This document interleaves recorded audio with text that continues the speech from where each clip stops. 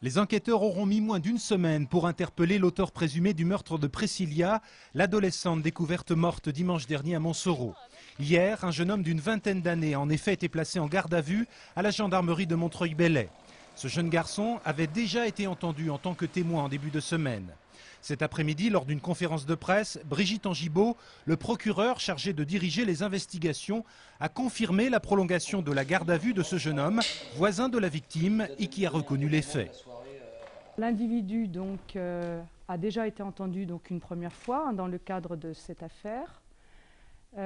Puis son audition a été reprise dans le cadre d'une garde à vue. Les éléments de voisinage que l'on avait nous laissaient penser qu'il pouvait être intéressant au titre des auditions dans cette affaire-là.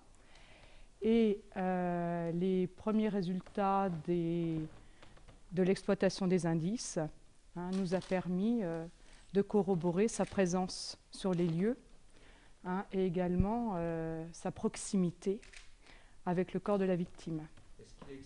L'auteur présumé des faits a notamment pu être confondu grâce à ses empreintes génétiques retrouvées sur les lieux du crime.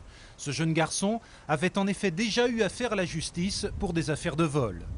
C'est d'ailleurs à cette occasion-là qu'il a été prélevé et que son empreinte génétique a pu être identifiée. Donc en fait, c'est le FNAEG qui a été en capacité de nous confirmer hier dans l'après-midi la corrélation entre une des empreintes qui avait été identifiée sur le corps de la jeune Priscilla et cet individu-là. Brigitte Angibault a par ailleurs confirmé que la victime avait été étranglée dans le moulin de la tranchée.